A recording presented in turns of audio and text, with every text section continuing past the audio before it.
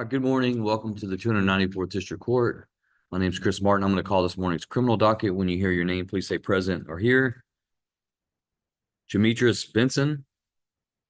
Demetris Turner Benson. Wyatt Berkwin. Wyatt Lane Berkwin.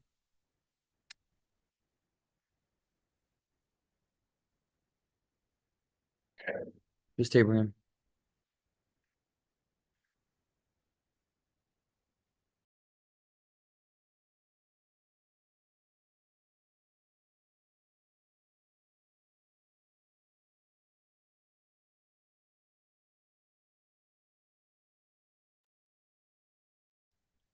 Krista Hastings.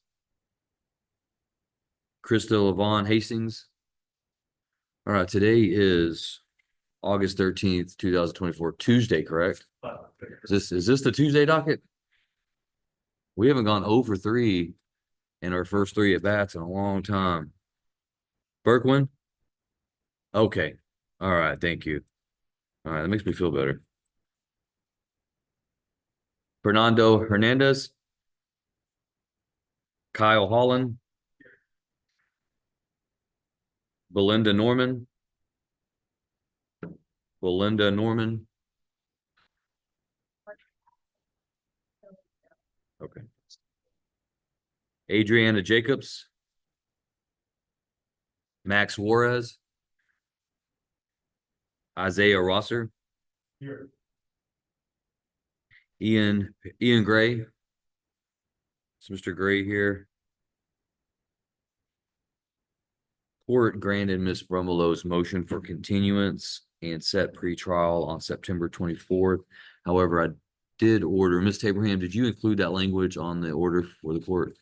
Court did order Mr. Gray to appear and sign a notice of appearance and to check in with pretrial release. He just checked in? You saw him? Okay. All right, court has granted the continuance and set pretrial September 24th.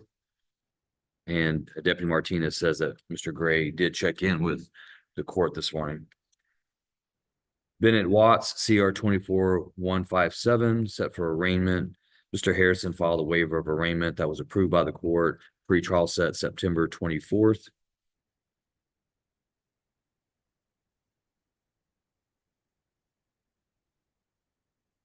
Juan Wilkins. All right, and Mr. Lewis, counsel for Mr. Wilkins, is present in the Zoom courtroom and will be admitted shortly. Robert Bradley. Drake Andrews. Elizabeth Black. Darian Dotson. Court has received information that Mr. Dotson's experiencing car troubles. The court will recall Mr. Dotson's case this morning. Donald Allen Ellis. Jay Harrison. Jay Harrison, okay. Dallas Hightower.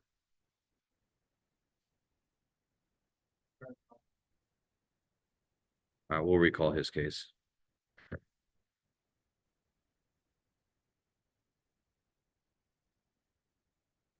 Andrew Holden. Andrew Wayne Holden.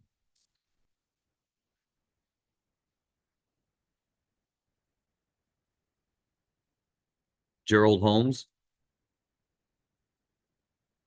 Jeremiah Holmes. Harold Morgan. Evan Page.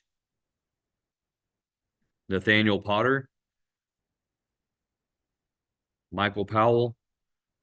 I believe that Mr. Powell may still be in Wood County custody. All right. Court will recall Mr. Powell's case. Amanda Reyes. Haley Smith Arndt. Robert Wells. Amanda Wellborn. Aaron Ross. Curtis Smith. Jesse St. John. Tammy Jones. Your Honor, Ms. Jones was out already. Thank you, Mr. White. Obed Mingastu. Your Honor, Last I checked, I talked with his mother, and then I also verified that he is in Dallas County Jail, he's been there for some time. All right, we'll call that a little bit later then.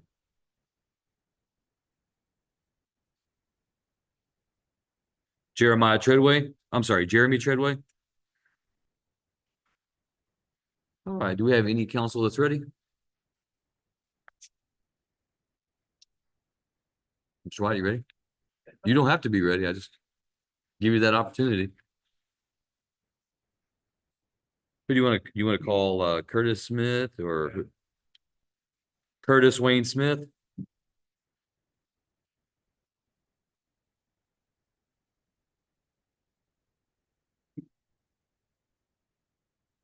All right, Mr. Smith is set for docket call today, cause number CR 24, 64, and 65. Go ahead, Mr. White. Your Honor, we are going to be asking for about 30 days, and we'll probably have a resolution at that time. Part of the reason is we are looking at a different rehab than originally was offered. And we want to be able to get some information to the state so that they can have a chance to check it out. If we have about 30 days, we'll be able to get this resolved. No, go on.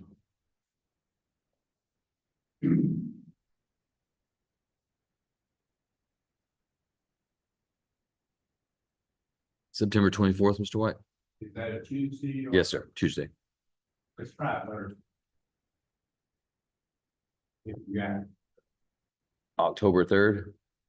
Third sounds great. All right, court sets Curtis Wayne Smith for a final docket call October 3rd at 9 a.m.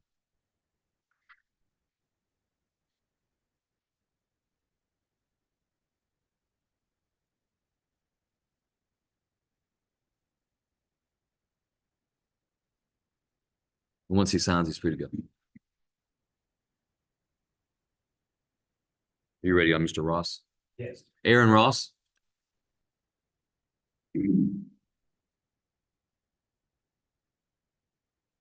Mr. Ross, go back and then come across. Perfect. No, that's fine right here. The front row is fine. You can go, just don't walk don't walk past that first bench. There you go. Not a problem.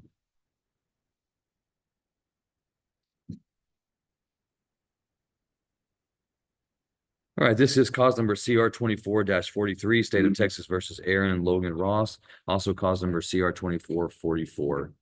I believe that we're set for docket call in each case. Go ahead, Mr. White. It's going to be good. At 30 days. Get all that. Do you want that same October 3rd date?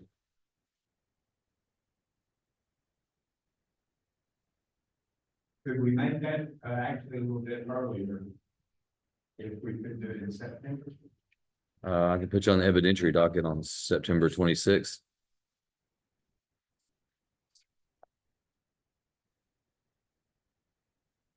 I mean, I have some dates in August still. We could do it. Would you rather do August? Yeah. How about so I either got Tuesday, August 27th or Thursday, August 29th? 22nd. No, 27th. 27th. Now that's a Tuesday. But it's not Monday night football. I don't know.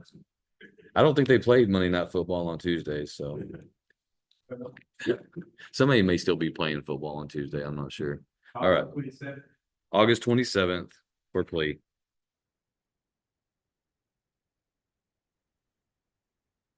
You're welcome. Free to go.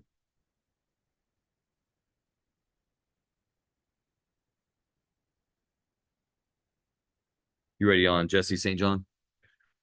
Jesse St. John?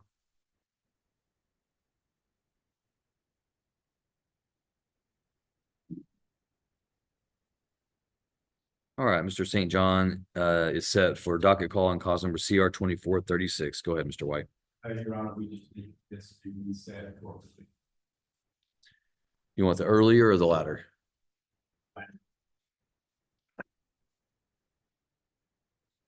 You want that October 3rd or September?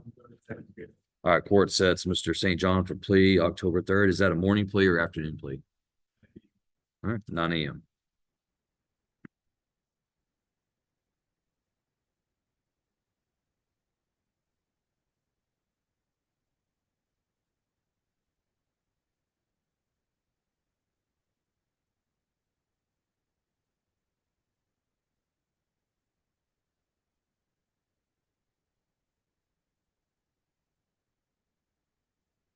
Yes, that's all I've got. Thank you, Mr. White. Mr. Mills, you ready? That's not like no back to work. Okay. Yeah, we got it worked out. Okay, good.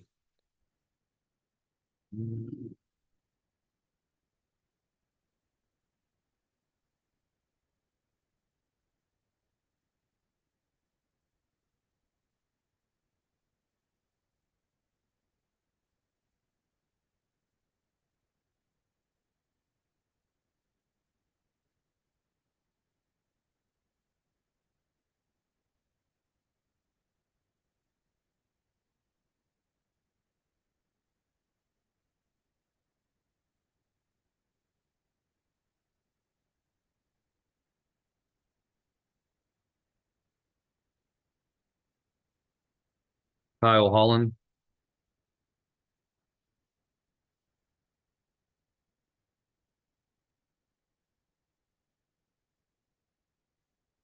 All right, this is a sanctions court hearing in cause number CR 2291 for Kyle James Holland. Let's see, Mr. Holland, last time we had you in sanctions court, we ordered you to do a few things. One of those being work 20 hours community service. I see that you completed that.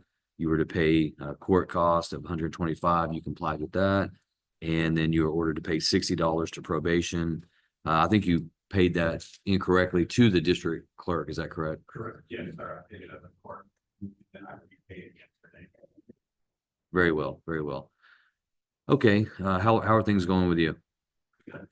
Yeah, how's business? Business good? Yeah. Where did you do your community service? Here at first, Monday. Okay. Did you do 20 or did you do more than 20? This one. Did 20, I'm sorry. Thank you. 30. Okay, good. All right, Mr. Holland, do you have any questions or any issues that we need to talk about? Sorry.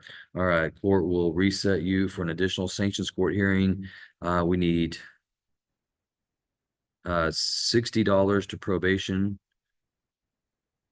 $100 towards your court collections, 20 hours community service, and I want you to continue in your what's IOP? What's IOP again?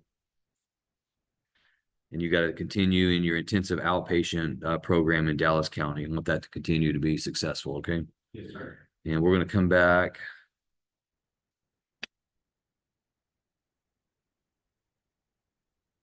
on September 24th at 9 a.m.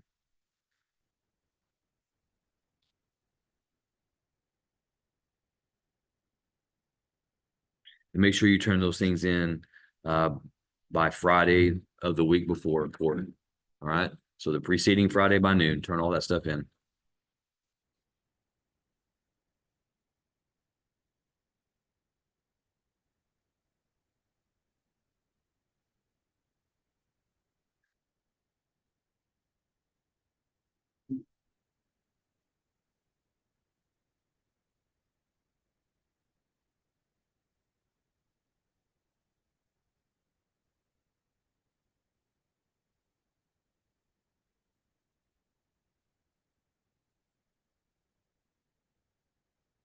Isaiah Rosser.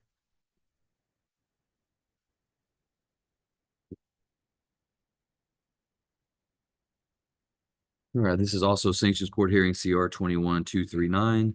Let's see, Mr. Rosser. Last time was your first time in sanctions court, correct? This is your second hearing. And I believe at the last sanctions hearing, we discussed some goals for you. One of them to be pay your probation fee. I see you took care of that.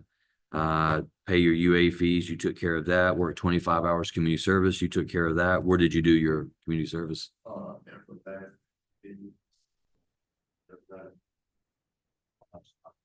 Where was that at? What'd you do for him? We have, pass it out.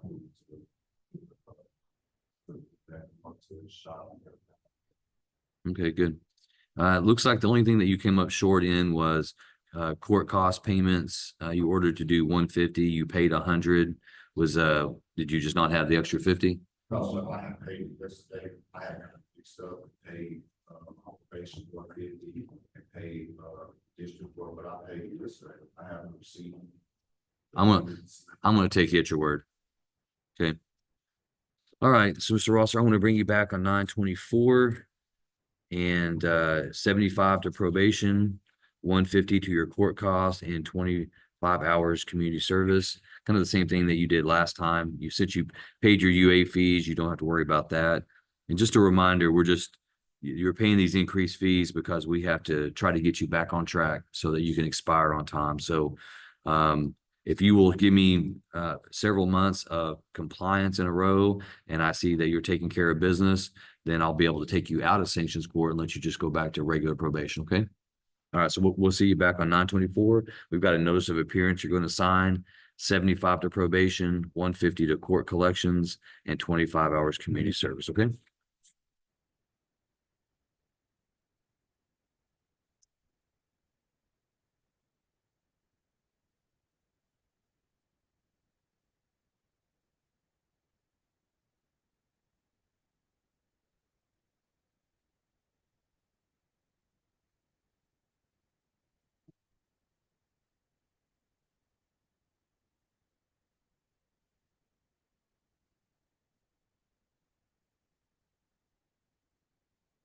Max Juarez.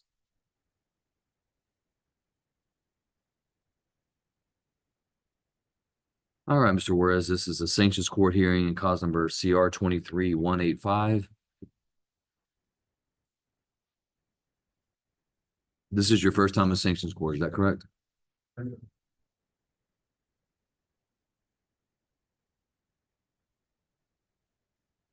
All right, here, I'm going to read you some notes that I have, okay? Just so you understand what I'm reading. It says defendant has not started his conditions of probation after being referred for drug offender education program in community service restitution by Henderson County probation officer. Defendant did not take his substance abuse evaluation until after he was placed in sanctions court. Defendant has not made any payments to Van Zandt County probation or to the district court. It looks like you were put on probation this year in January for 3 years on a state jail possession of drugs, and you're on deferred, meaning you've not been convicted of this offense yet. So do you disagree with those notes? I did talk about because I was been short on money coming from my mainly. I'll be everything paid within these 2 weeks on the probation fee, everything else, and thank you for everything. My community services, I've been working Monday to Saturday night. I haven't really had time, but I'll get it. I'll tell my boss I need to read it off and everything, so I can get that done. So, for sure. Yeah, because every month that you don't do community service, you just fall behind, and that community service doesn't go away. It just adds up. It gets to be a larger amount each month. They let me, since I'm working here, full time, they let me get some hours off of that, but I'll come in. Like I said, I'll do some in Henderson County, but I'll try to transfer them over here because I don't have a phone. Are you on just being supervised in Henderson, or are you also on probation in Henderson? Whatever hours you're doing over there, those hours are not going to apply over here. Yeah.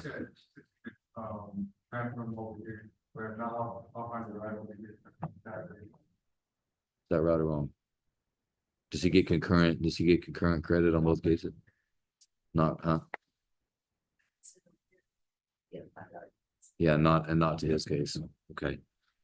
So what the probation department's telling me is you either do community service for them and get credit there, or if you do community service over there and they transfer those hours over here, you get credit here, but not over there. Okay, yeah, that's fine. I'll put it tight, so they give me credit for working sometime, but it'll be better if I do it on the weekend. Come over here.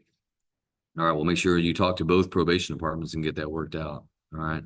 All right, I'm going to reset you, Mr. Juarez, for September 24th, and I'm going to give you several things that you've got to do. All right. I need you to pay $90 to probation. All right. And then we're trying to get you caught up. We're not trying to take more money from you. We're trying to get you back on track for the past payments. I need you to pay $75 to court collections. All right. I need 15 hours community service. I need you to comply with the 12-step program. And you said that you've already enrolled in the drug offender course. Okay, then I just need you to give proof of that to the probation department here. Okay, so those are 5 things that I'm gonna need done.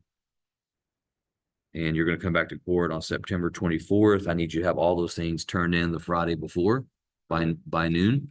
All right, so I'll tell those things to you again. We wrote them down for you, but $90 to probation, $75 to court collections, 15 hours community service, comply with your 12-step program, and show proof of your enrollment in drug offender.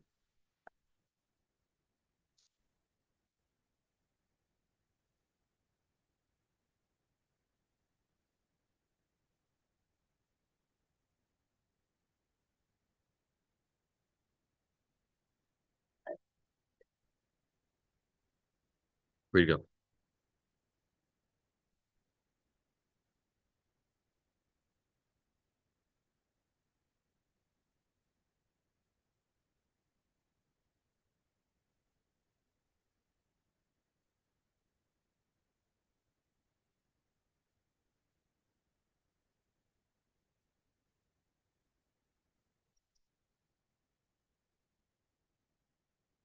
Adriana Jacobs, or Adriana Jacobs.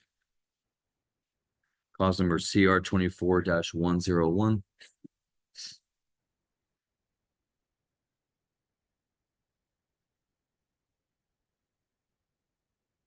All right, Ms. Jacobs, I see that you've been indicted for the 2nd-degree felony offense of burglary of a habitation. That does carry a range of punishment if you were to be convicted and sentenced to not less than 2 years in prison or more than 20 years in prison, and a fine not to exceed $10,000.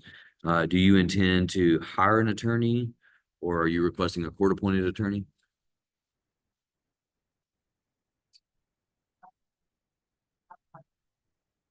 Okay, have you filled out that paperwork yet? All right, Ms. Abraham, this is Miss Adriana Jacobs, and she's requesting a court-appointed attorney. She'll get you the paperwork, so just go have a seat in the hallway, and she'll bring that paperwork to you.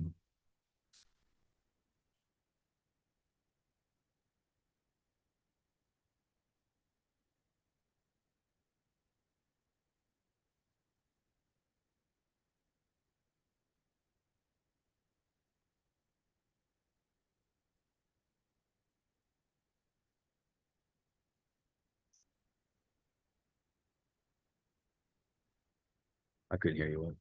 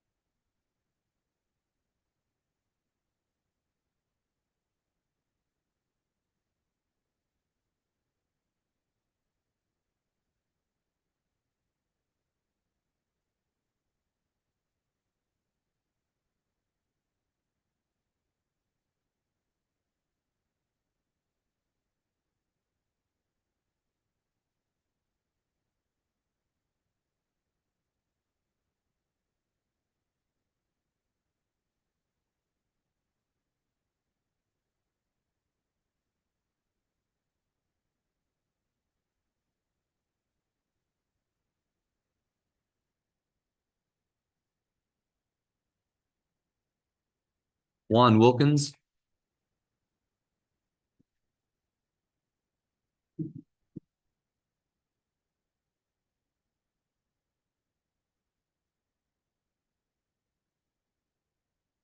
All right, Mr. Wilkins, I'm bringing your attorney in on Zoom this time.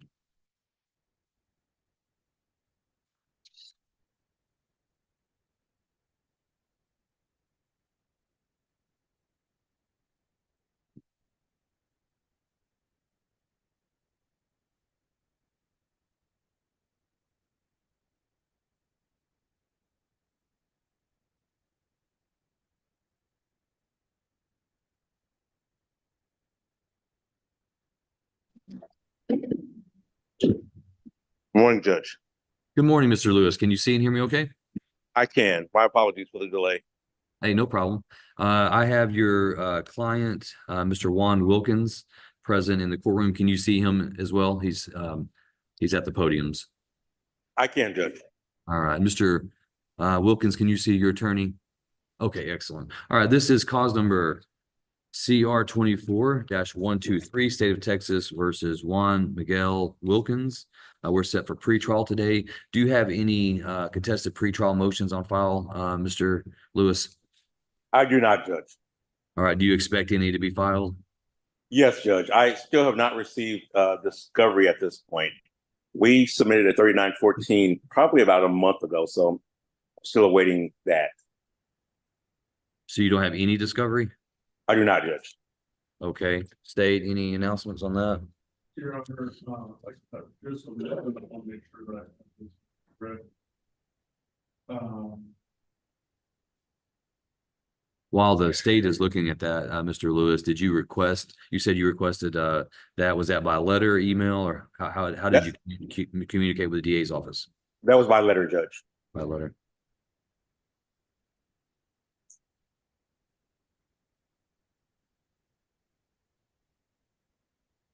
Yes, Your Honor. So instructions to get set up in the portal were sent to Mr. Lewis. He has not followed through with getting set up in the portal, so we are unable to send him discovery until he follows through with that. When was that sent and where was that sent?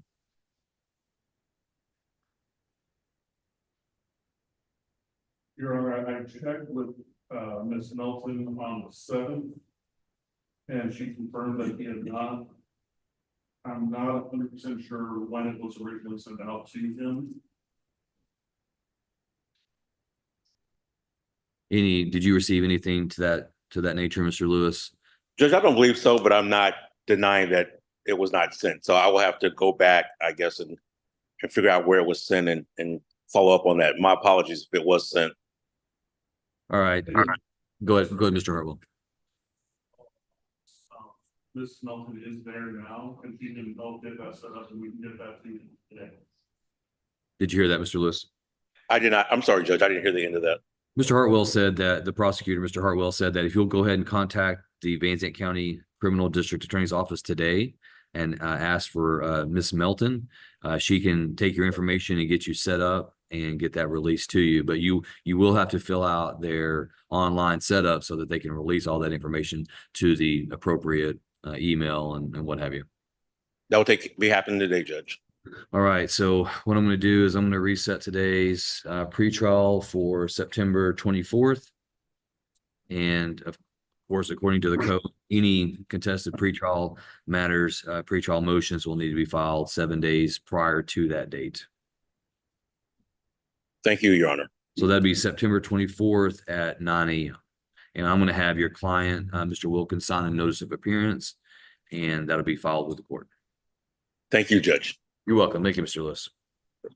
Well.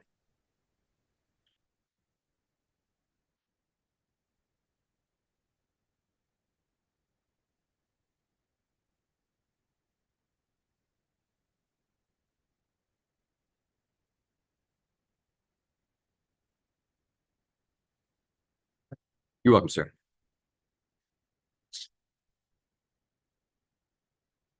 Still waiting on paperwork. Yeah. This is on Mr. Bradley. All right, Mr. Bradley.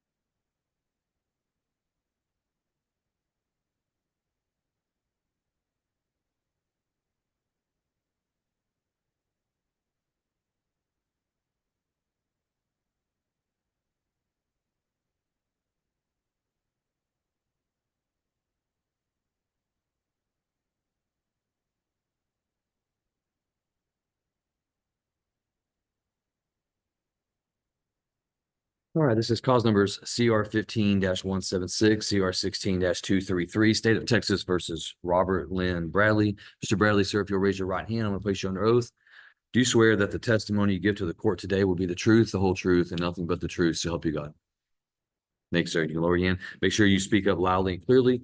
Court reporter's got to take down what you say, okay? All right, Mr. Bradley, you're here today on the state's motions to revoke filed in your case. And it appears to the court. Let me see.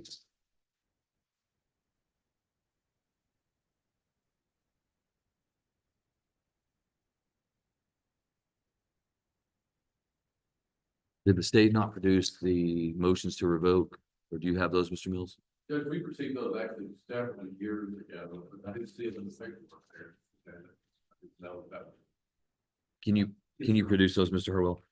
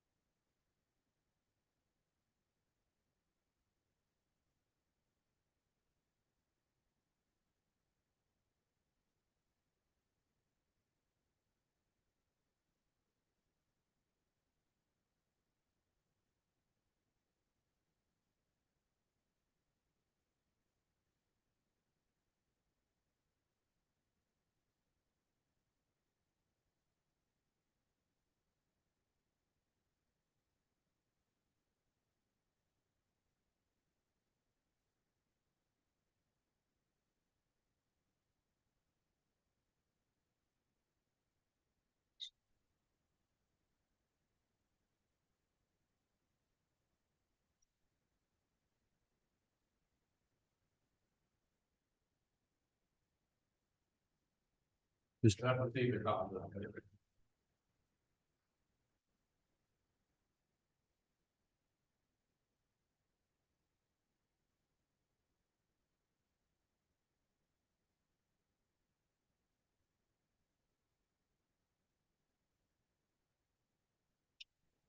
All right, Mr. Bradley, and cause number CR 15-176, the state filed a motion to revoke your community supervision on May 29th, 2018.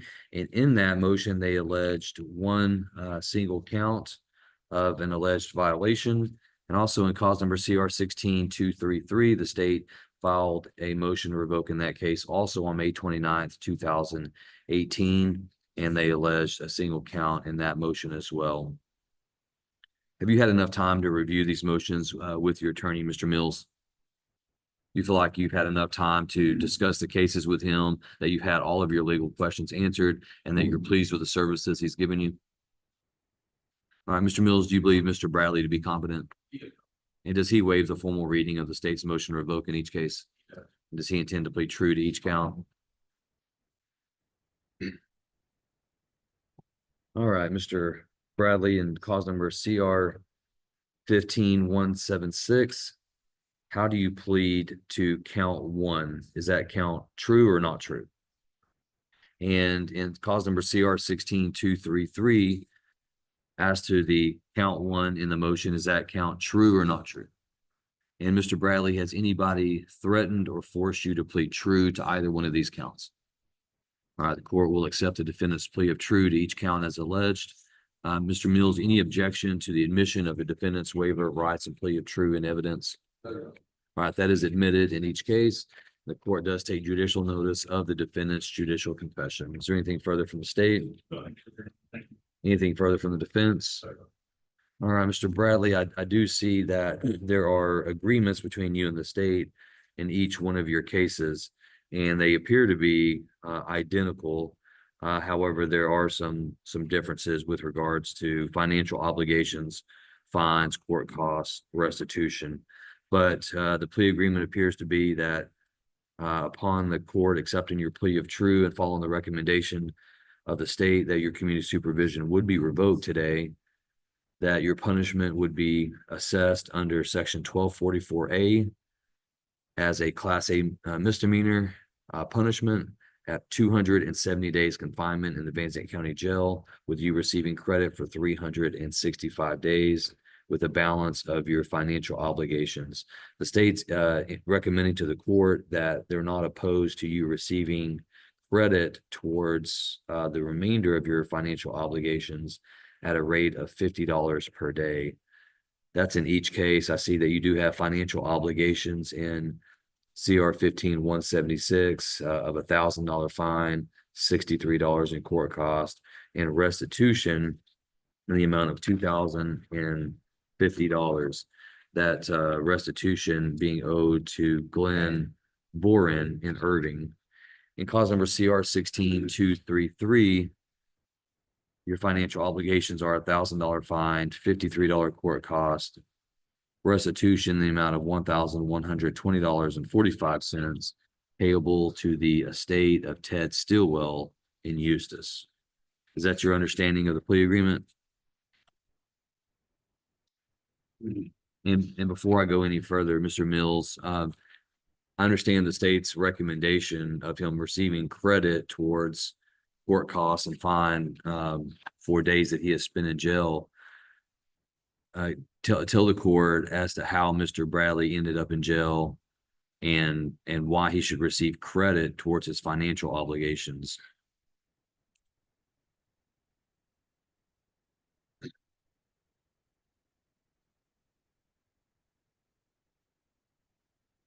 I would just tell the court, I think he has actually more than 365 days in this jail. That he has longer than that. I can tell the court back when the party came up, maybe back in 18 or 19. Mr. Bradley had cancer and diagnosed with cancer before back and forth. That was pretty much. And that's why this thing so long to come back up. So he's kind of been in dire straits in the last 30 years. The people of his medical there have been back and forth now 3 months. Back over a year.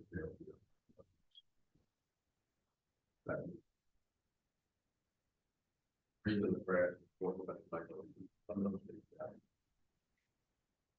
And did he abscond from jurisdiction? Is that why these are old cases? No, Judge, when the DA's office filed on the back in 18, he was in jail.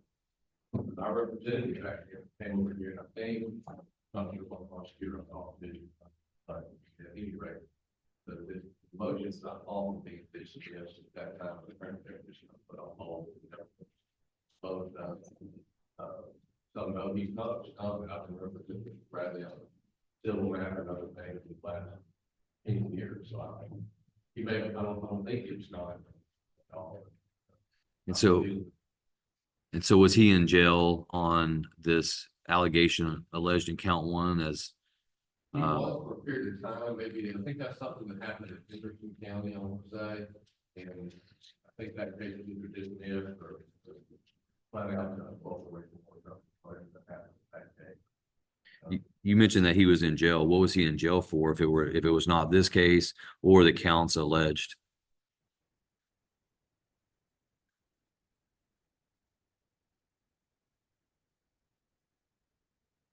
Yes, he had a warrant for this, and they turned himself in Henderson County on this warrant.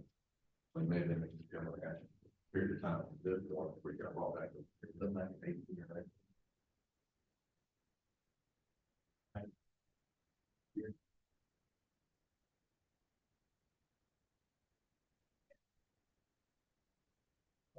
So he was in jail here a year for a file like this. That's when he got the county, that's when he got, and he was out. The ball went on here, he turned himself to Henderson County. Like this how it played out. But then I guess he wanted out, he went back to the house.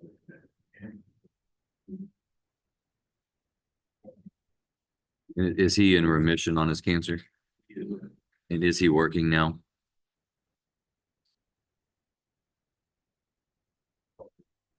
And is that disability related to your cancer?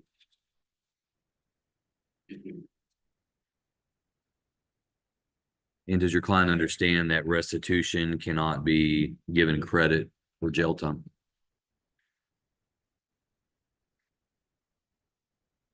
All right, then in cause number CR 15176, the court finds that Robert Lynn Bradley has violated the terms and conditions of his community supervision.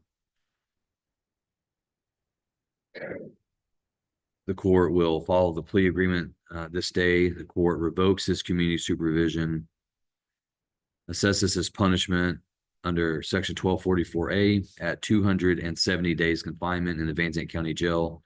The court will give him credit for 365 days of time already served. Court orders him to pay the balance of his financial obligations. However, the court will grant Mr. Bradley credit towards his remaining financial obligations.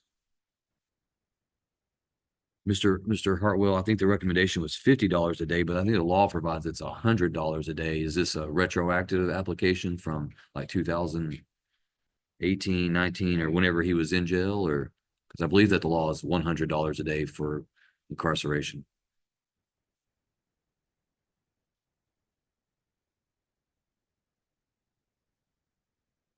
And Your Honor, we may have misunderstood. We thought it was 100 for the jail period, giving 2-for-1 credit. Otherwise, it's 50, but we may have misunderstood. Okay. All right, the court will grant Mr. Bradley $100 per day credit for any time spent in jail over 270 days towards his financial obligations, which includes fine and court costs. Court does not grant, nor can it grant any credit towards restitution. Restitution is owed in the amount of $2,050 to the victim as identified in the judgment.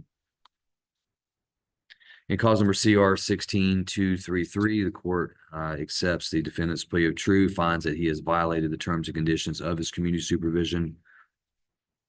Court will follow the plea agreement this day. The court revokes Mr. Bradley's community supervision, assesses his punishment at 270 days confinement in the Van Zandt County Jail pursuant to section 1244A. The court awards him credit of 365 days towards that 270-day sentence. Court will order him to pay the balance of his financial obligations, but does grant him $100 per day credit for any time spent in jail over 270 days towards his financial obligations. Court orders him to pay restitution in the amount of $1,120.45 to the estate of Ted Stillwell, the victim identified in the judgment. And since these are 1244As, I'm just going to mark through the judgment that where it says 50 and put 100. Any objections? No.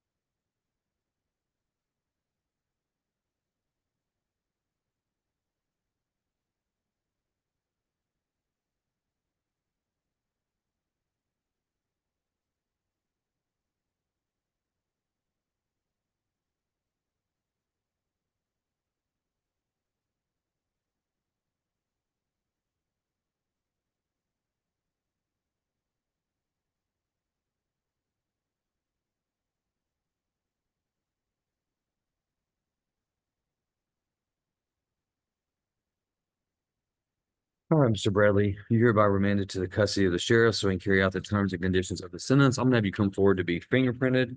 And if you need copies of these documents for your records, the probation officer can help. Yes, thank you, Mr. Bradley.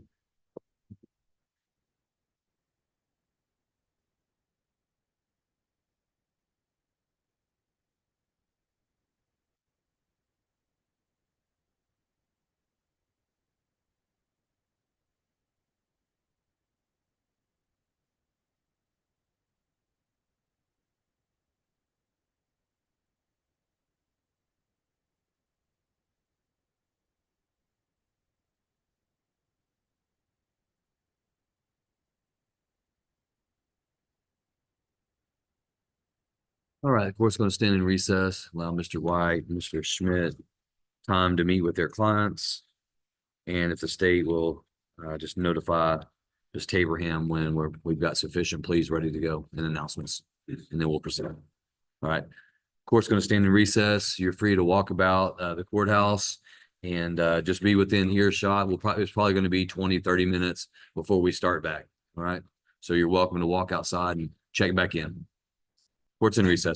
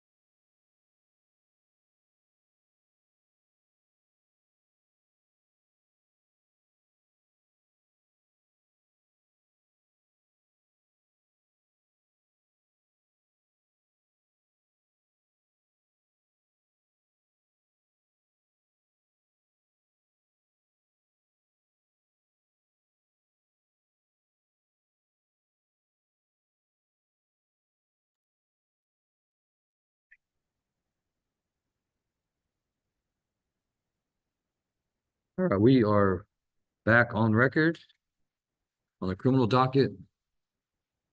Mr. Schmidt, are you ready? Who would you like to call first? Ms. Jacobs?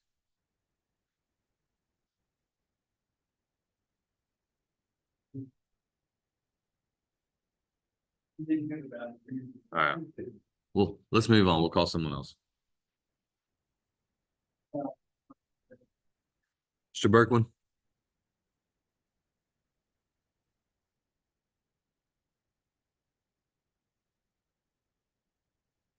All right, this is cause number CR 24-128, State of Texas versus Wyatt Lane Berkman for arraignment. The court finding Mr. Berkman to be indigent and having requested court-appointed counsel.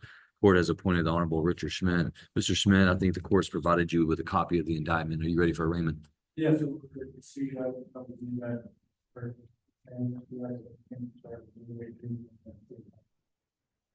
All right, court will find Mr. Berkman has waived the formal requirements of arraignment. The court enters his plea of not guilty into the record, and the court sets this matter for pretrial hearing. You available on September 24th, or do you think you need more time? What about October 1st? Oh, yeah. All right, October 15th at 9 a.m.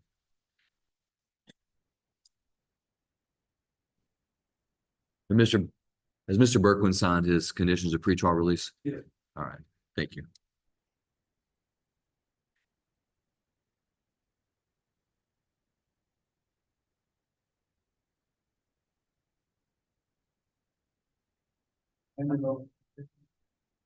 Fernando David Hernandez, CR 23-162. All right, Mr. Hernandez, having requested court-appointed counsel, the court finds him to be indigent, has appointed the Honorable Richard Schmidt. Mr. Hernandez, I think we've provided you both with a copy of the indictment. Are you ready for arraignment? Go ahead.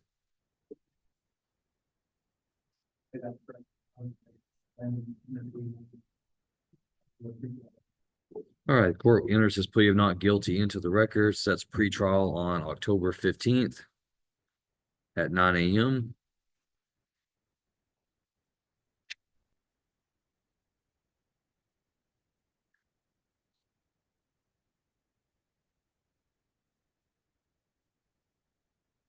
Mr. Hernandez, because you were arrested outside of Van Zandt County, they do not have your fingerprints that they are required to report to the state.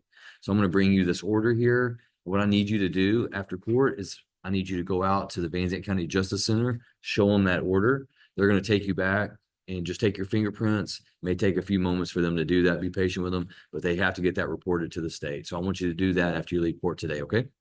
All right, make sure you take that order along with the photo ID. All right, thank you, sir.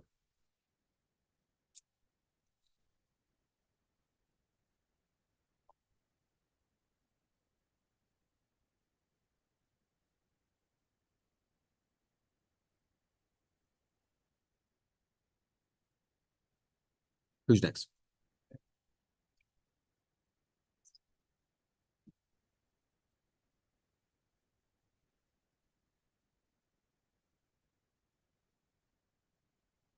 What was her last name again, Mr. Schmidt? Again. What was her name? Wellborn. Okay, sorry.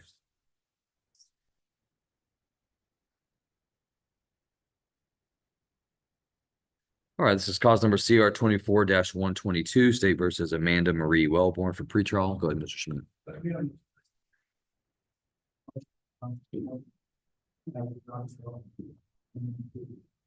All right, court finding no contested pretrial motion sets this matter for docket call October 15th, 9 a.m. Ms. Wellborn, I show that you're delinquent on your pretrial release. Have you made a payment recently?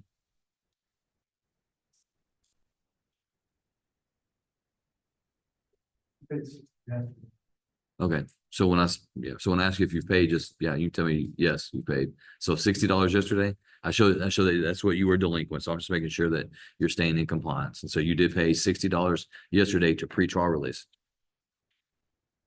You're looking like you're unsure. Yes. Okay, all right. That's all I wanted to know. Ready to go. October 15th. Who's next? Haley Smith Arndt, CR 24150.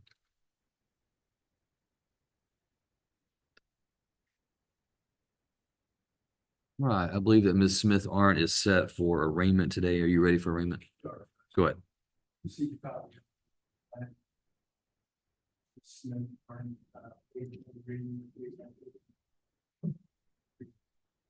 All right, court, finding that she has waived the formal requirements of arraignment, enters her plea of not guilty into the record and sets this matter for pretrial on October 15th.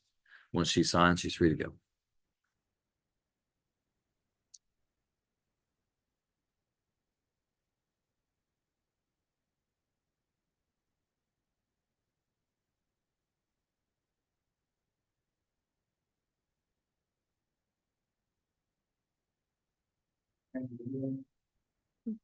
Amanda Reyes, CR 24108.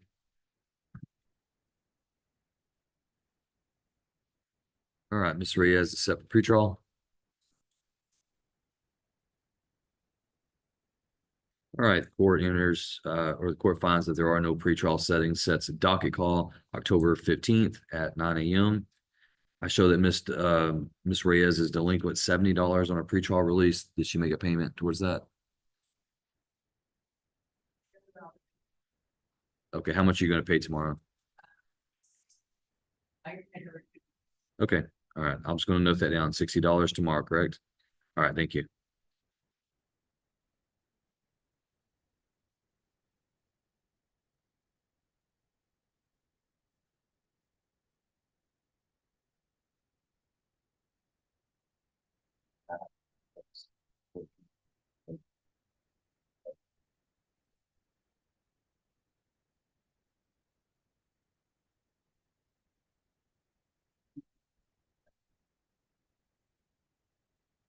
I just forgot. It was on there and I forgot about it.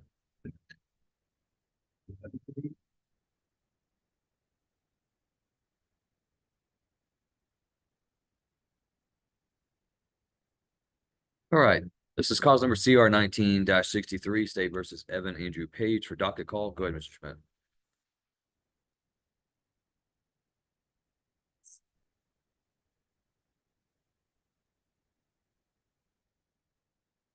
State. All right, court will set a final docket call October 15th at 9 a.m. Mr. Schmidt, there's several concerns written on my docket. It says that Mr. Page has not reported in May, June, or July on pretrial release, and he's delinquent $240. Yes.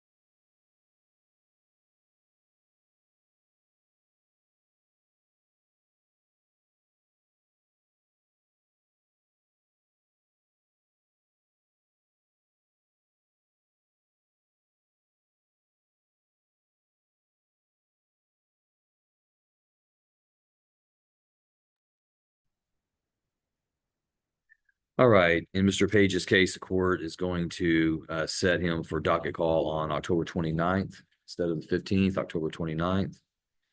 And Mr. Page, after you're dismissed, I want you to come over here and meet with Mr. West and Ms. Burns and discuss your other issues that you have going on in the other jurisdictions, so they understand the issues with your pretrial delinquency. All right.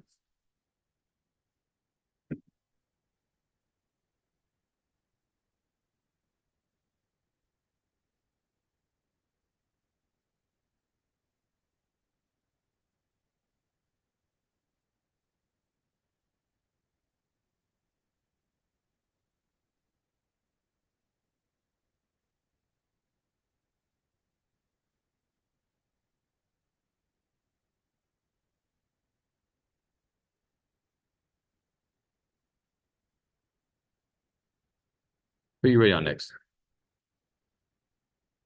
Harold James Morgan. CR 24-105, CR 24-159. Mr. Morgan is set for pretrial, and then in 159 set for arraignment. Let's go ahead and do the arraignment. We're set for pretrial. Let's go ahead and arraign him, and then we'll do the pretrial. He's like, doesn't that do? And I checked instead of yesterday, he said, I think it, last time. I submitted the waiver, I had in my possession, so I'll be standing there. So we're ready. Yes, yeah, I'm saying let's go ahead and arraign him on the new one, and then we'll set him for both for pretrial.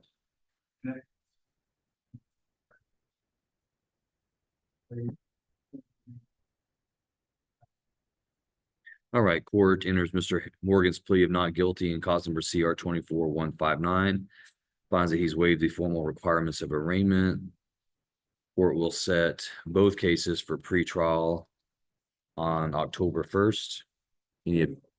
I'm sorry, October 15th.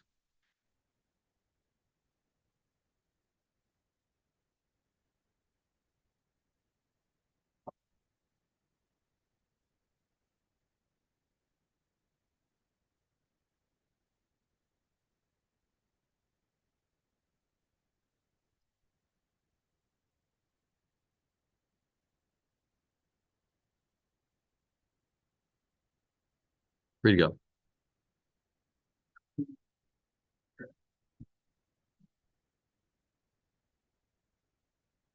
Who would you like next?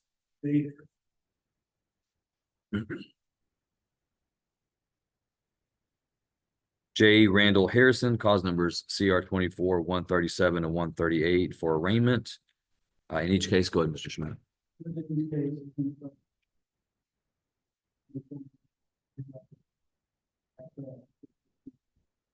All right, the court enters Mr. Harrison's plea of not guilty into the record, sets us each matter for pretrial October 15th at 9 a.m.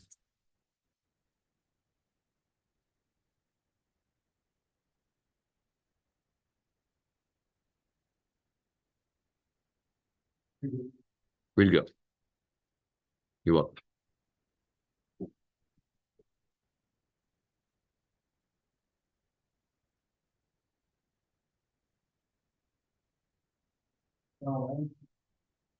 Donald Allen Ellis, CR 24-83. All right, Mr. Ellis is set for docket call.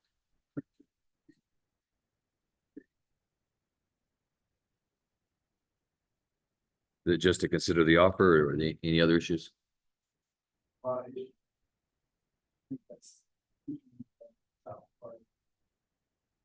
Any opposition to setting a final docket call October 15th? All right, court sets Mr. Ellis for a final docket call October 15th. And I show that Mr. Ellis is delinquent on his pretrial release fees by $60. Have you made a recent payment? All right, thank you, sir.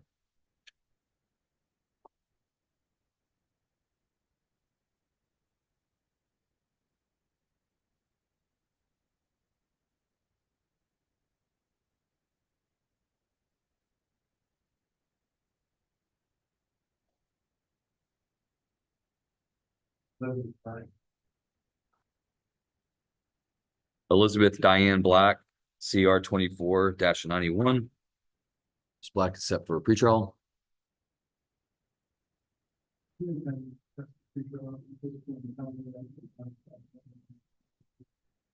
All right, court sets for docket call October 15th at 9 a.m.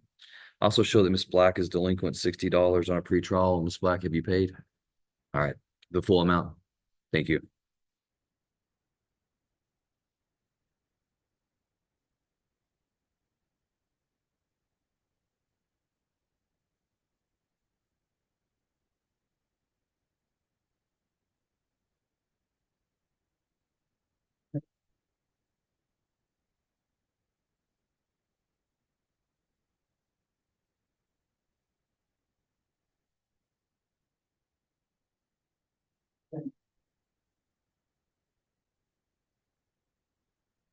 All right, this is cause number CR 24-107, State of Texas versus Nathaniel Warren Clay Potter. Mr. Potter, sir, if you'll raise your right hand, I'm going to place you under oath. Sir, do you swear that the testimony you give to the court today will be the truth, the whole truth, and nothing but the truth? So help you God. Thanks, sir. You can lower your hand. All right, I see that we have a plea in this case. Mr. Potter, are you a United States citizen who reads, writes, and speaks English? Have you ever been diagnosed with a mental condition? In this case, you're represented by your attorney, Mr. Richard Schmidt. Are you pleased with Mr. Schmidt and the work he's done for you? Yes. Do you understand everything that you've read and signed that's part of your plea agreement? And do you have any questions before we go further? Mr. Schmidt, do you believe Mr. Potter to be competent? Yes, sir. And do you believe that he's understood his rights and the waivers in this plea agreement that he's making here today? Yes. All right, Mr. Potter, you are charged by indictment with a third-degree felony offense of failure to comply with sex offender's duty to register. A third-degree felony does carry a range of punishment of not less than 2 years or more than 10 years confinement in prison. Also carries a possible fine not to exceed $10,000. I see that the plea agreement in your case, upon your plea of guilt, the state's recommending to the court that the court convict you of this offense, that the court assess your punishment today at 5 years in prison, but that the court suspend that sentence and place you on community supervision or probation for 3 years. In addition, that the court would assess a $2,000 fine plus $290 court costs, and also order you to reimburse Van Zandt County fees in the amount of $535. Is that your understanding also, Mr. Potter? All right, understanding the range of punishment and the plea agreement, Mr. Potter, how do you plead to that offense? Are you pleading guilty to that crime because you are in fact guilty of committing that crime? Has anyone threatened, forced, or pressured you to plead guilty? Court does accept the defendant's plea of guilt. Mr. Schmidt, any objection to the stipulation of evidence? All right, stipulation of evidence is admitted and the court does take judicial notice of the defendant's judicial confession. Anything further from the state? Anything further from the defense? All right. Court's going to consider the evidence.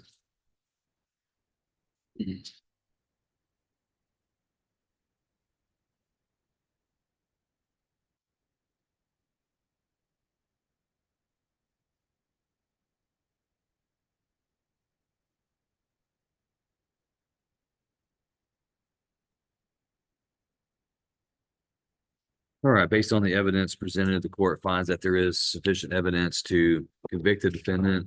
Court will follow the plea agreement. Today, the court convicts Nathaniel Warren Clay Potter of failure to comply with sex offender's duty to register a third-degree felony, assesses his punishment at 5 years confinement in the Texas Department of Criminal Justice.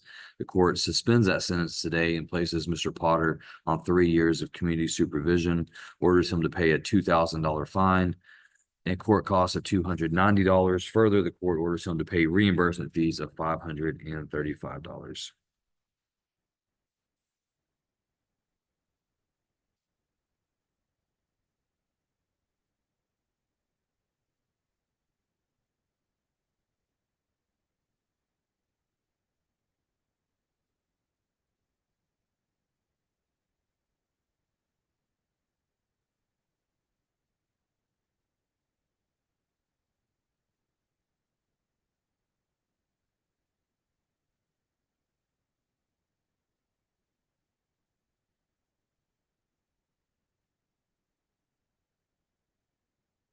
All right, Mr. Potter, you're hereby remanded to the custody of the probation department so they can carry out the terms and conditions of the sentence.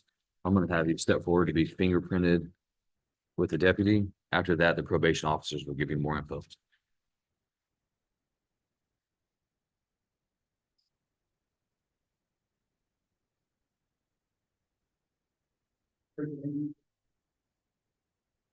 Mr. Andrews.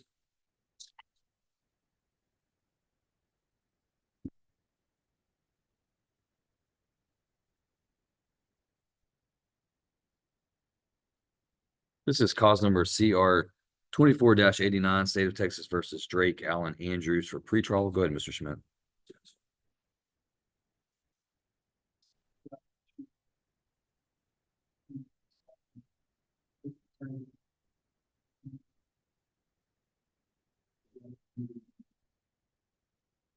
No, I just need to be concerned about this, and I think maybe we may end up needing a little bit longer from the issues are been required to hold and.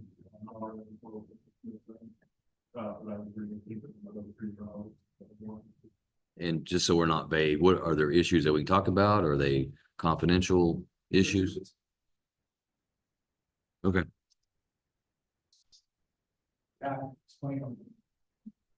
no, that's okay. All right, court will grant Mr. Andrews an additional pretrial setting on October 15th at 9 a.m. And Mr. Andrews, I show that you were due a delinquent $60 on your probation or your pretrial release fees. Have you paid that? All right, this Friday? All right, I'm gonna write that down. I'm gonna take you at your word, okay? Make sure that you pay that before noon because or can they pay that online afternoon? Paid online afternoon, or if you're gonna pay in person, you gotta be there before noon. Okay.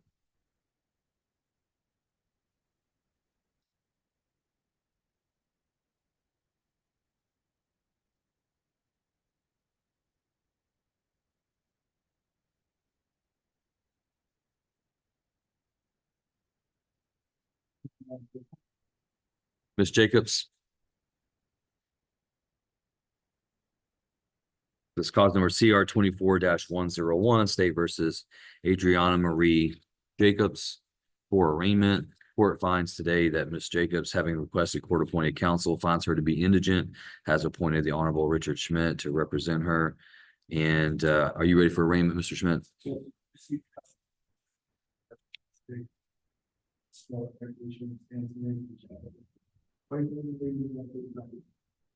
All right, court finding that Ms. Jacobs has waived the formal requirements of arraignment, enters her plea of not guilty into the record, and the court does set this matter for pretrial on October 15th at 9 a.m.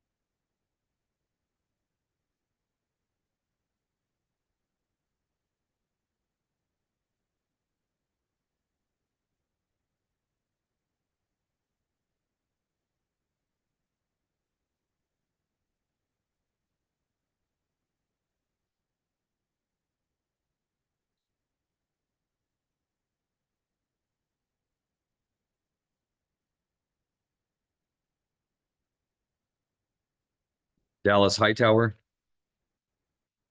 This is cause number CR 23-217.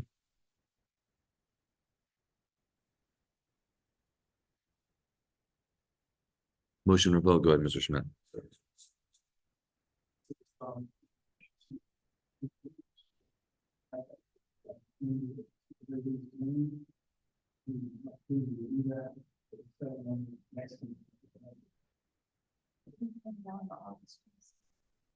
Yeah, I think we show Mr. Hightower to currently be set for August 27th. Well, 27th wouldn't be contested. So you want it on August 29th to contest the docket?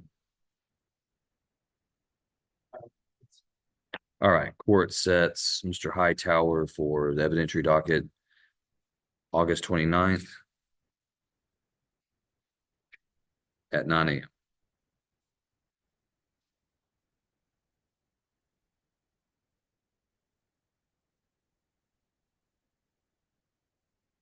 Be sure to take that out of LGS and it's at 827. So just bump it over. Free to go.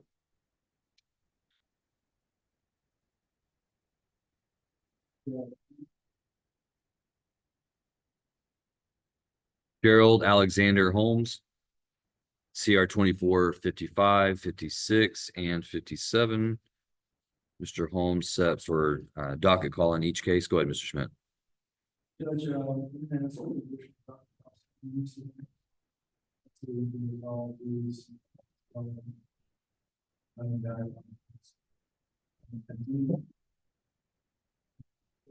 Yes.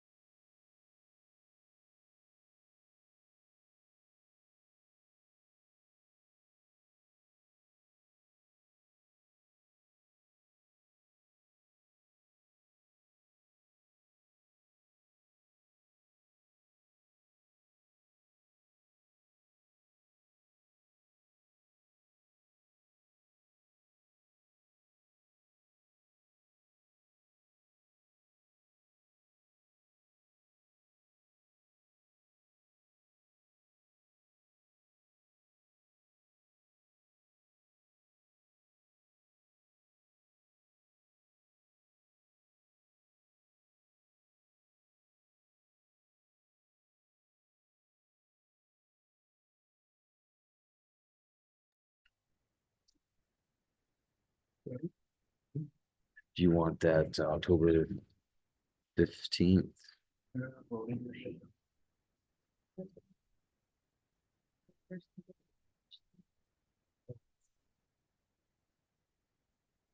The later date, October, can I get over the final? 29th? Yes, sir, if I could. Any objection, Mr. Harlan? No objection. All right, we're back on the record. Cause number CR 24 55 56 57, State of Texas versus Gerald Alexander Holmes. Court is granting the defendant's request to reset an additional docket call to October 29th. That'll be at 9 a.m. Mr. Holmes, once you sign your notice of appearance, I want you to come back here and meet with Ms. Burns and the pretrial release officer. And we're going to amend your conditions of pretrial release to ensure that you do not have any more GPS violations. We're gonna put some very specific addresses on there so that you know that you're not supposed to go anywhere within that. And so if you're riding with someone else and they're gonna go through that, then you're violating whether you're driving or not. So you need to make sure that you do everything you can to comply with the court's order. All right.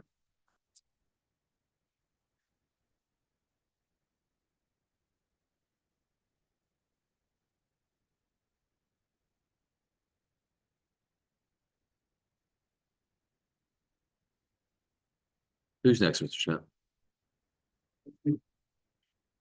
Mr. Holden. Cause number CR 24-100, State versus Andrew Wayne Holden for pretrial.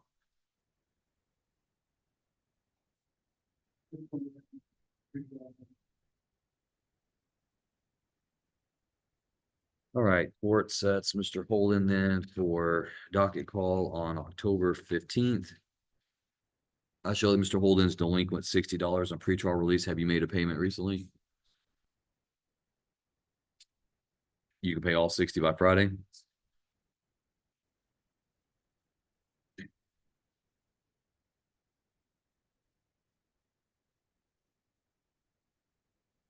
All right, and Mr. Holden, you did not go to the jail and get your fingerprints like I told you to do the last time we were in court. Do you have it today? Do you have it today? All right, I'm gonna order you to do the same thing, okay? Here's another copy of that order. Okay, take your ID, take that order, and go out to the jail and let them get your fingerprints, okay?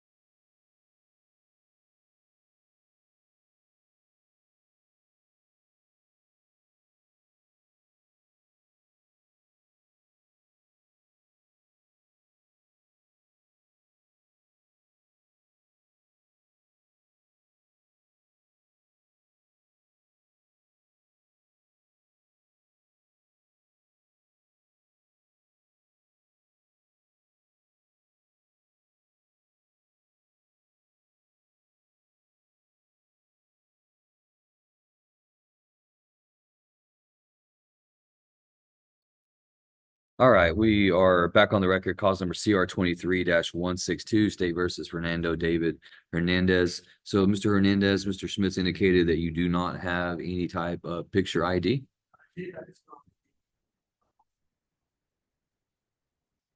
Which ocean did you lose it in? A big one. So, you have any other picture ID? You have a ID, I mean, like was that a driver's license or just an ID?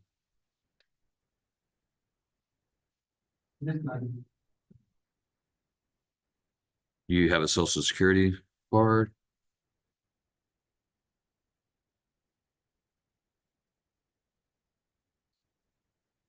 Hmm. I can't hear what you're saying, but it probably wasn't funny. Yeah. Well, I don't know. I don't know how the jail's going to go about getting your fingerprints. Did they tell you that they have to have a picture ID?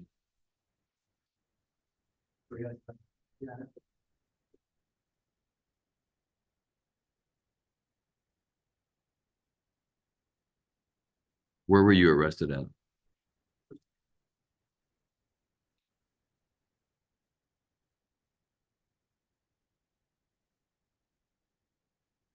All right, I can't really deal with this issue until I take a break, and I'm not going to be able to take a break until lunchtime. So he can either go to the jail and they can try to walk him through it. But if I've got to deal with it, I won't be able to deal with it until we're done. No,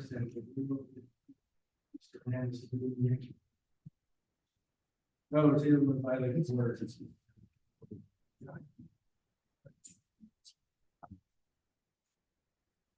Yeah, will you? Just go ahead and have a seat in the hallway. Deputy Martinez is going to see what he can do about maybe possibly, this is what he's going to try to do is he's aware of other counties that have been able to summons a picture of the ID from DPS, from a law enforcement agency to law enforcement agency.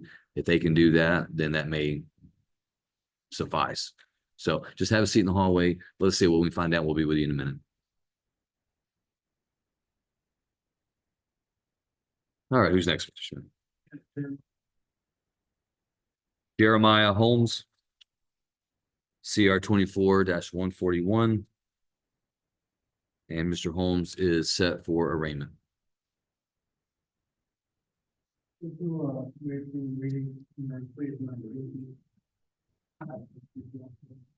right, court finds Mr. Holmes having waived the formal requirements of arraignment, sets pretrial in this matter October 15th at 9 a.m. Once he signs his notice of appearance, free to go.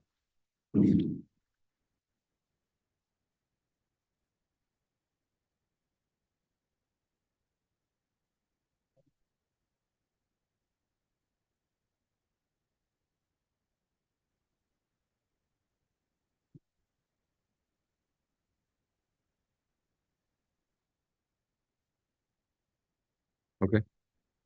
So you just have what Wells and Powell will need to make an announcement. I know Powell's in Wood County, but we need to make an announcement on it. Sure, that's fine.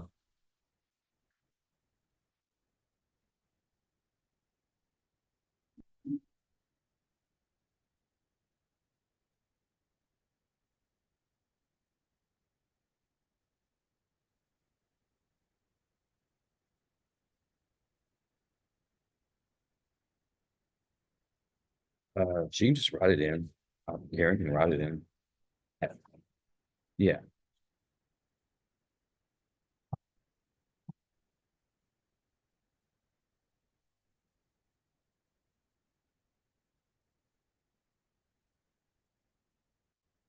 They can? Yes. Okay. Did you tell Richard?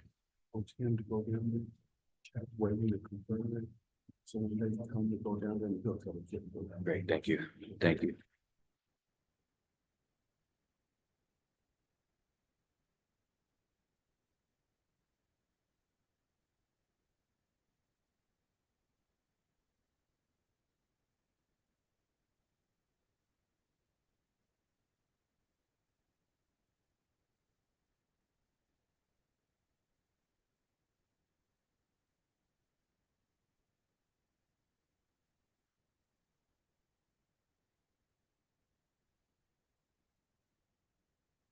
Yeah. Yeah.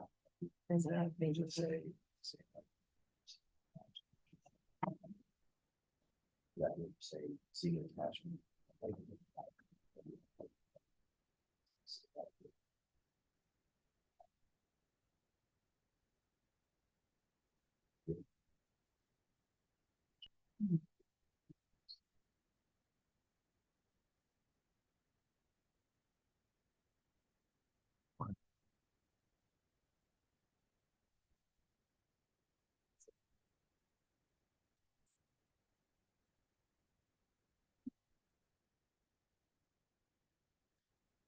Who's next, Mr. Schmidt?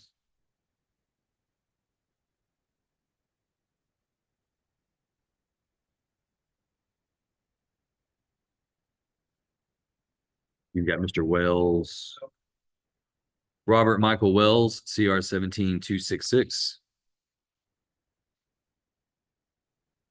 All right, Mr. Wells is set today on just a compliance hearing. We would ask. Compliance here.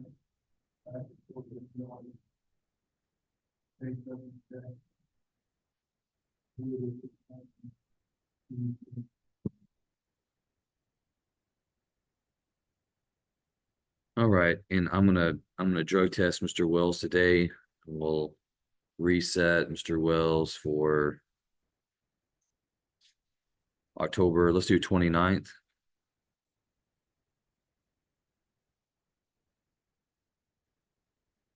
Are we making any inroads on our community service?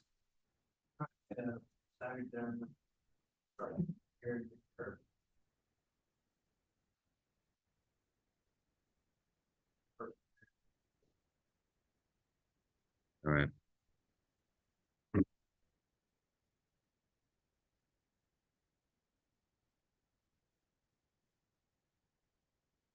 All right, once you get your nose of setting, come back here and see Mr. West, and he'll take the hair follicle test, and then you're free to go.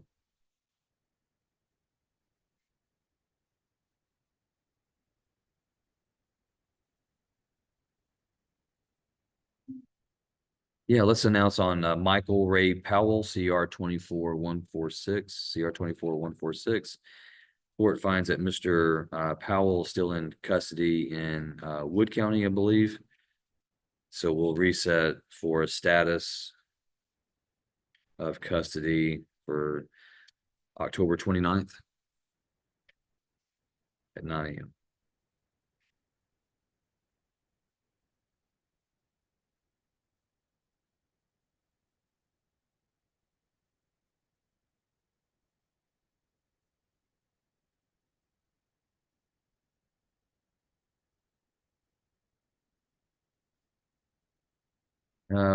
What about Darian Dotson? Is Mr. Dotson here?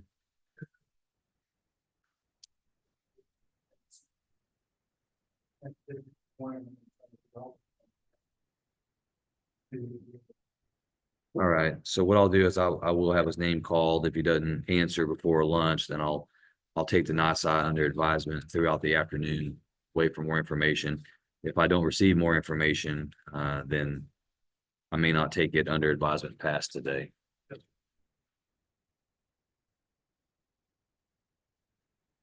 Right, I believe that concludes your morning docket. Mr. White, are you ready, sir? Yes, sir, I am. Who would you like to call first? Let's call. Treadway? Jeremy Lynn Treadway, CR 24-8 for docket call.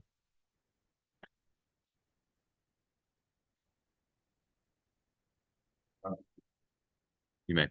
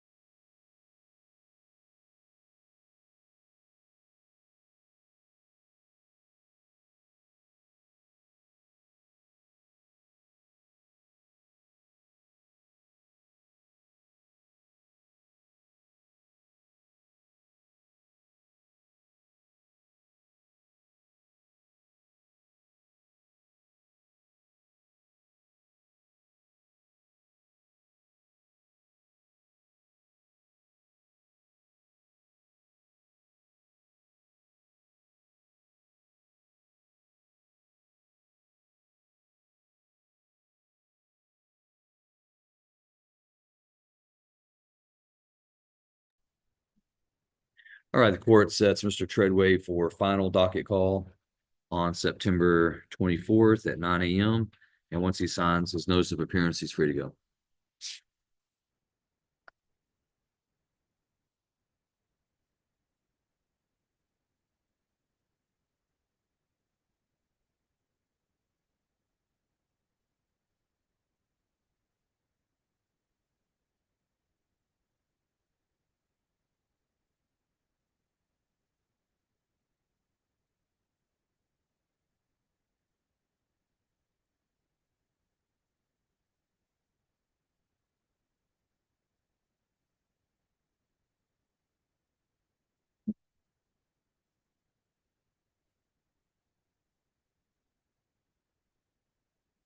Let's go ahead and put Mr. Mingastu on the record. This is cause number CR 24-143. The court finds that Mr. Mingastu is in custody in Dallas County. He's there on over $440,000 in bonds, has, I think, 6 charges from sexual assault and human trafficking to numerous other things. So the court's going to reset this. Mr. Hartwell asked that you either get a hold of the state in Dallas to find out when we might possibly take him if you are indeed still pursuing your possession of controlled substance and penalty group 2, 3rd-degree felony. And so, Yeah, 69 days and see how that started to take shape. yeah, we'll set this for status on October 29th.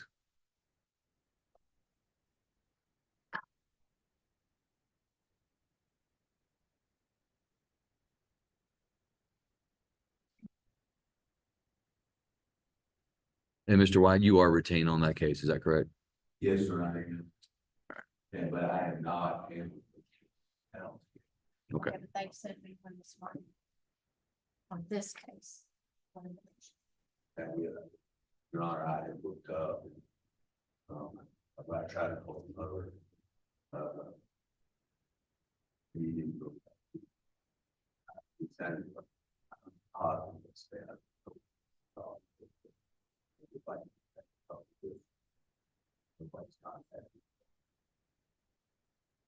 had a quick thought, previous authorities. I think we got one.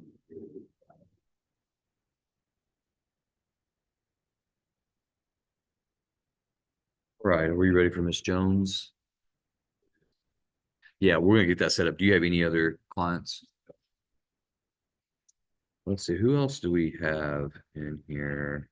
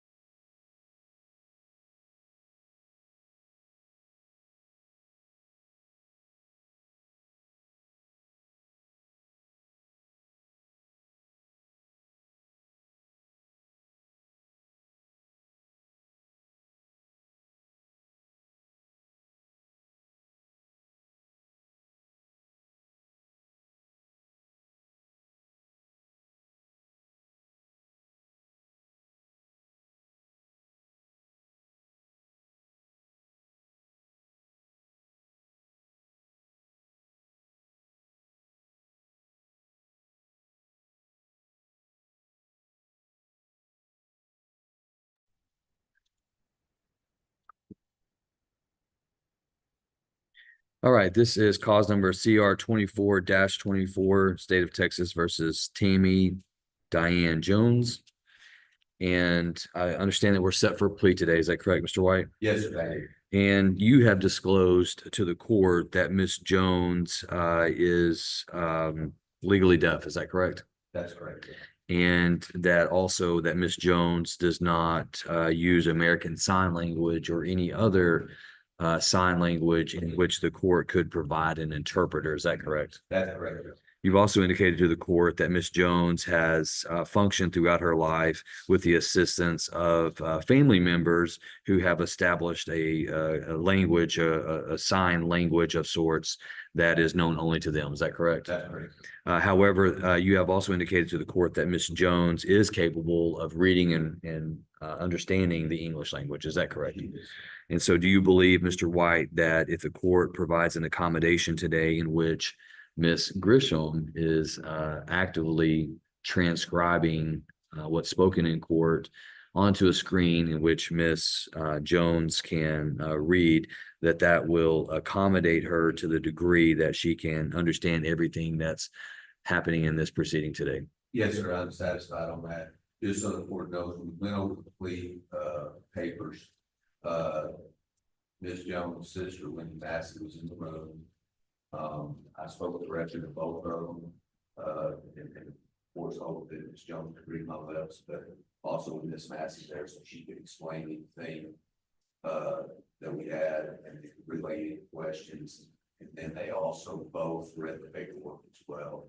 So I'm satisfied that we've taken every precaution to make sure that Ms. Jones understands what her rights are, that they have not been infringed, and that she also understands the nature of what we do here. I have not actually had other than the obvious issues with her being hearing impaired. I do not feel I've had any difficulty in relaying anything that I've had to relay to. I felt like she got the message to help Ms. Massey. And do you believe that Ms. Massey will be able to assist Ms. Jones in complying with her conditions of community supervision? I do. Ms. Jones, do you understand everything that's been said to you today? All right, so Ms. Jones, I'm going to have you raise your right hand.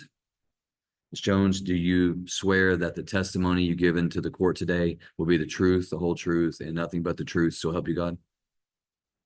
All right, for the record, the court finds that Ms. Jones has answered in the affirmative. Ms. Jones, you can lower your hand. And Ms. Jones, if you need to read the screen, if you have difficulty reading my lips, you can read the screen and look back to me. There's no, disrespect in that, okay? So we're making this accommodation for you if you need it. All right, Ms. Jones, are you a United States citizen who reads, writes, and speaks English?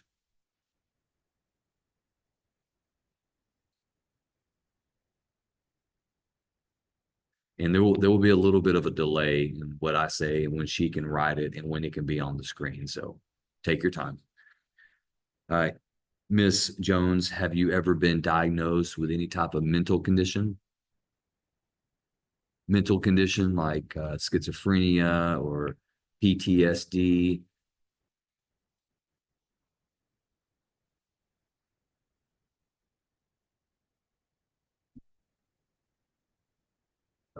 All right, court's finding that Ms. Jones has answered in the negative. And Ms. Jones, in this case, you've been represented by your attorney, Mr. Nolan White. Are you pleased with Mr. White and the work he's done for you? Do you have any questions about? Oh, okay. All right, the court finds that Ms. Jones has indicated that she is pleased with Mr. White and his representation. Ms. Jones, do you understand everything that you have read and signed today in your plea agreement? And she's answered in the affirmative. And Ms. Jones, do you have any questions before we go further? All right, and the court finds that she has answered in the negative. All right, Mr. White, do you believe Ms. Jones to be competent today to enter into this plea agreement? Yes, sir, I do. And have you explained to her her rights as they pertain to this case? Yes, sir, I've explained to Ms. Jones the rights as they pertain to this case. I believe that she's waived those rights knowingly, knowingly, voluntarily. I would also note to the court that we're asking the court to go along with a deferred adjudication. I've explained to Ms. Jones the advantages and disadvantages of entering into such an agreement with the state of Texas. I'm satisfied that she understands that. Most notably, I've explained to her if she should complete this, that the case will be dismissed against her, but it will still show us an arrest on the record. If she does not complete, which violates the state to file a motion to revoke probation and seek adjudication. And if it's shown more likely than not that she did in fact violate probation, or could revoke probation, and then sentence her up to 10 years in the Texas Department of Corrections and a $10,000. Satisfied that she understands that and will be entering this plea voluntarily. And Ms. Jones, do you agree with everything that Mr. White has said today? And the court finds that she is answering in the affirmative. All right, Ms. Jones, you are charged by indictment with a third-degree felony offense of possession of a controlled substance in penalty group 1 between 1 grams and 4 grams. The range of punishment for that offense is confinement of not less than 2 years in prison or more than 10 years in prison, and a fine not to exceed $10,000 if you were to be convicted. The plea agreement in your case is upon your plea of guilty, the state is recommending to the court that the court not convict you of this offense, but rather place you on deferred community supervision on a lesser included offense of possession of a controlled substance in penalty group 1 between 1 gram and 4 grams, with your punishment being suspended and you being placed on 5 years community supervision. In addition, you would be responsible for a $1,500 fine, court costs of $290, reimbursement fees of $35, and restitution for the testing of the substances in this case of $180. Is that your understanding of the plea agreement, Ms. Jones?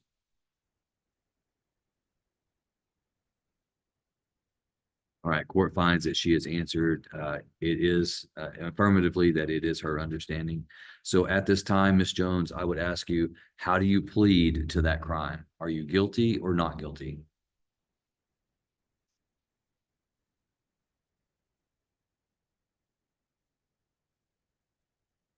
All right, court, go ahead, Mr. White. He didn't pay me guilty. If that's All right, court finds that Ms. Jones has answered in the affirmative with regards to guilty. Court, and Ms. Jones, has anybody threatened you, forced you, or pressured you to plead guilty to this crime?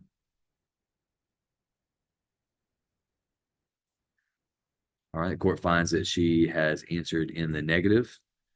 Ms. Jones, the court will accept your plea of guilt at this time. Mr. White, any objections to the stipulation of evidence? no, sir, we don't have to.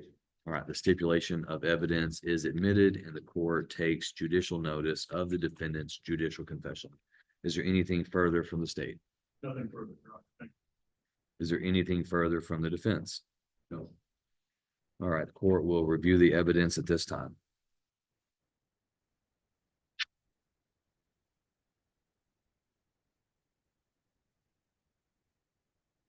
Okay, the court reviewing the evidence finds that there is enough evidence to convict Ms. Jones of this offense. However, the court will defer a finding of guilt on the third-degree felony offense of possession of a controlled substance between 1 gram and 4 grams, penalty group 1. The court places her on community supervision for a period of 5 years, orders her to pay a $1,500 fine, restitution of $180, court costs of $290, and reimbursement fees of $35. Ms. Jones, you are hereby remanded to the custody of the probation department. They will give you more information in just a few moments. I'm going to sign the paperwork. I'm going to give it to Deputy Martinez and he will take your fingerprint and then they'll give you more information. And ma'am, what's your name? All right, and Miss Massey, whenever she goes back with the probation department, you're welcome to go back there and assist, okay? And Mr. Hartwell, I'm gonna need you to sign some of these paperwork here. Yeah.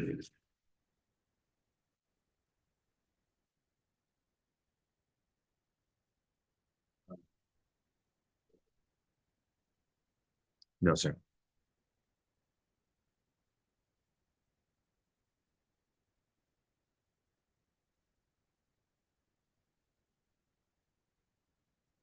That one right there, and then you can give it to Fabio to fingerprint.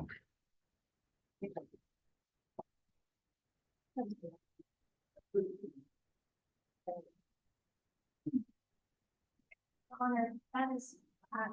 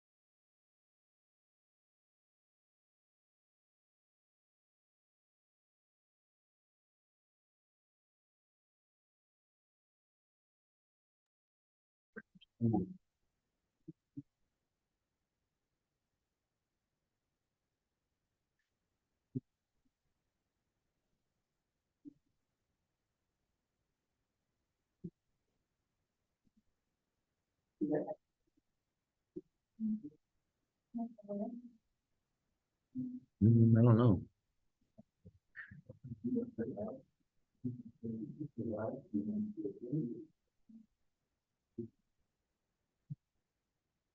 Yes.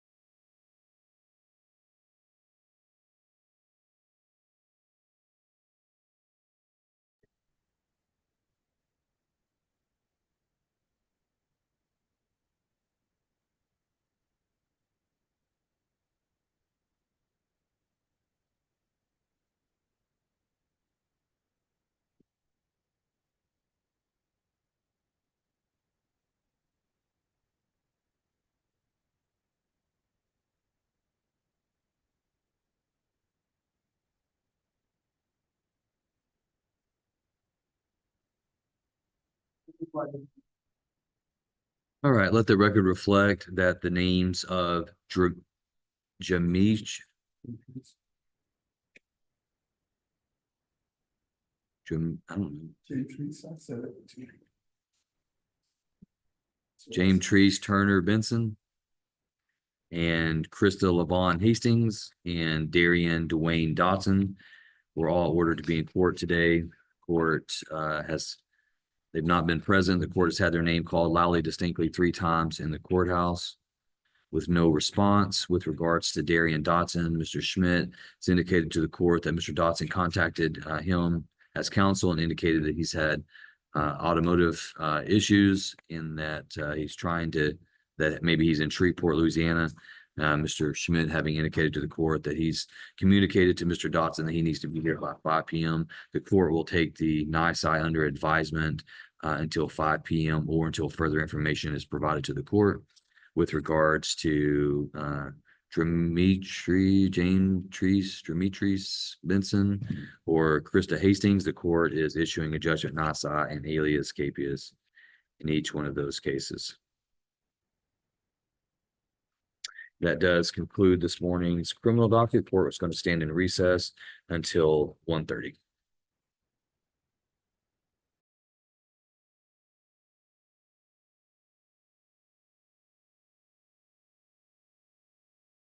Yep.